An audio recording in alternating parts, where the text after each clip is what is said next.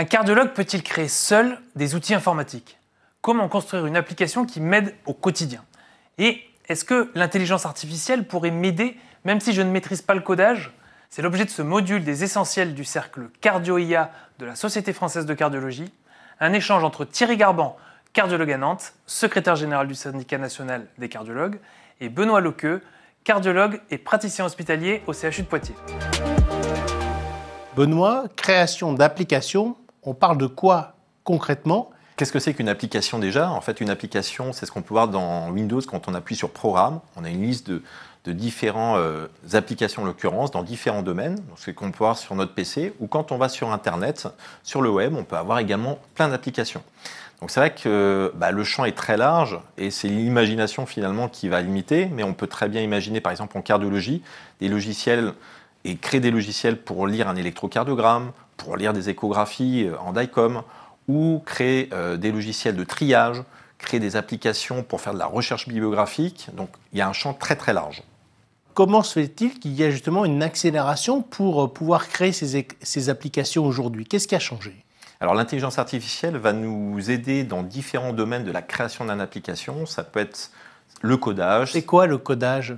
Alors le codage, en fait, on apprend ça maintenant quand on est tout jeune. Nous, on est des générations où on n'a pas appris le codage. Le codage, en fait, c'est l'interaction justement entre l'homme et la machine.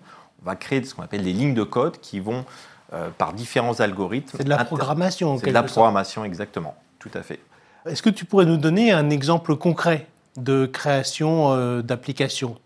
Si on s'y connaît un petit peu en programmation informatique, là, on va prendre l'exemple d'utilisation en fait d'une création d'application, donc là qui a été faite dans un langage de programmation, le Python en l'occurrence. Donc, qu'est-ce que c'est le Python? Alors le Python, c'est le langage principal qu'on utilise justement en programmation et notamment en intelligence artificielle. Pourquoi on utilise plus ce langage-là qu'un autre, moi qui ne connais pas bien? Alors parce qu'il y a tout un environnement justement, une communauté, plein de petits outils et d'aides qu'on peut trouver justement, et c'est l'outil principal de programmation qu'on utilise dans tout ce qui est ce qu'on appelle la data science, justement, pour l'intelligence artificielle dans le traitement des données.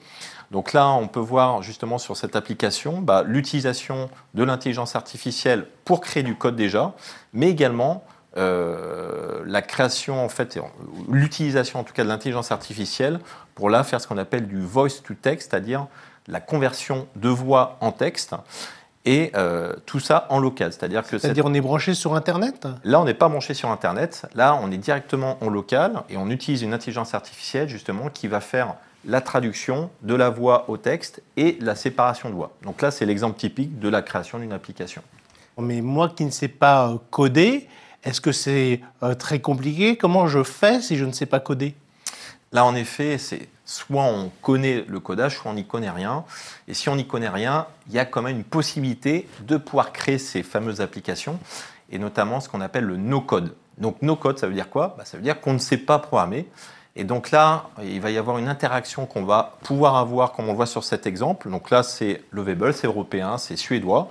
Et vous voyez qu'à gauche, on va interroger l'intelligence artificielle. Donc on va lui demander en fait, via une interaction, je veux créer par exemple une application dans un domaine particulier, c'était la recherche bibliographique. Et vous voyez que là, à gauche, on voit toutes les interactions qui ont été faites. Donc on discute directement avec l'intelligence artificielle. Et c'est l'intelligence artificielle qui va créer le code. Et là, on le voit, c'était pour créer une application, donc là sur le web, qui permet de faire de la recherche bibliographique. Et donc là, on voit très bien l'utilisation de cette application. Vous voyez, on refait une recherche bibliographique directement sur PubMed. Et là, on peut interagir directement, on trouve les articles. Et donc là, ça a été créé directement, sans aucune connaissance en codage, via justement l'interaction qu'on peut avoir avec l'intelligence artificielle. Est-ce qu'il existe des outils pour déchiffrer le code? C'est vrai que c'est un petit peu, quand on va récupérer le code de quelqu'un, donc on a un programme, il peut y avoir des milliers de lignes, et de temps en temps, c'est indigeste, même pour des gens qui savent faire du développement. Donc heureusement, on a des outils comme Git Ingest, en fait, qui va récupérer toutes ces lignes de code. Alors je dis 1000, on peut en avoir 10 000, 20 000, on n'y comprend pas forcément grand-chose. Et en fait, grâce à ce type d'application, on va en fait récupérer en fait toutes ces lignes de code, donc qui sont, même pour des développeurs, je le dis, indigestes. et on va récupérer ces lignes de code directement et les injecter dans un utilitaire d'intelligence artificielle. Donc là, en l'occurrence, c'est ChatGPT. On lui demande « analyse ce fichier et donne-moi une description détaillée et un guide utilisateur ». Parce qu'en fait, quand on crée du code, les gens qui créent du code ne mettent pas forcément d'annotation ou de notice.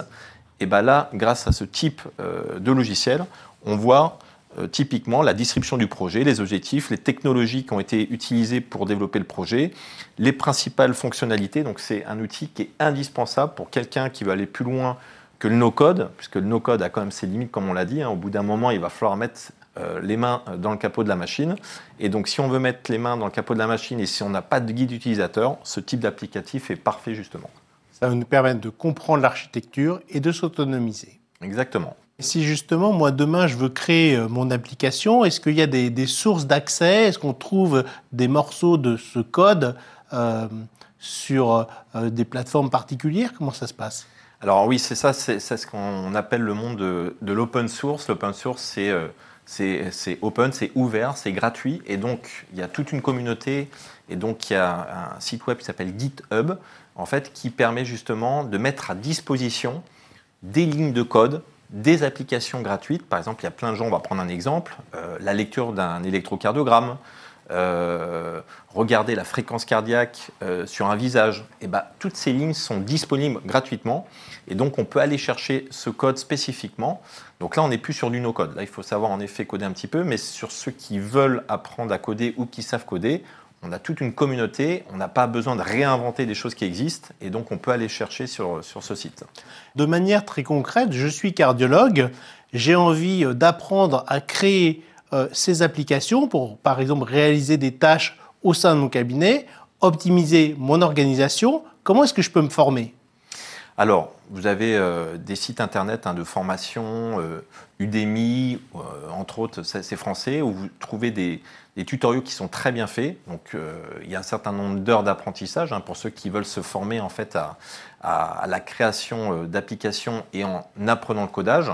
Après, il faut savoir que donc, le codage, si on veut coder, il y a des applications pour coder, et donc on peut se servir de l'intelligence artificielle dans ces applications pour créer du code directement. D'accord, mais en dehors du fait d'apprendre à coder, est-ce que par exemple le cercle Cardio-IA de la Société française de cardiologie propose des formations pour qu'on puisse comprendre et créer soi-même de ce type d'application? Il y a des modules de formation en fait, de DPC qui sont soutenus par la Société française de cardiologie et le cercle IA.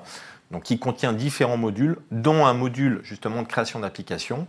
Et donc, chez les gens en fait, qui veulent se former à la création d'applications, ils peuvent s'inscrire à ces plateformes, en tout cas ce DPC. Bien, merci Benoît. Merci Thierry. En conclusion, automatiser ses tâches administratives, créer un planning, gérer des stocks, aider à la facturation. On l'a vu, les usages de l'informatique dans le quotidien du cardiologue sont multiples et pouvoir les adapter à nos usages est un must. La maîtrise des langages informatiques est essentielle, mais on l'a vu, certains outils entraînés d'intelligence artificielle peuvent aider le codeur, voire lui générer des outils simples de bout en bout, sans connaissance particulière. Pour aller plus loin, la formation en codage et en développement peut être accessible au cardiologue intéressé et lui permettre de faciliter son quotidien.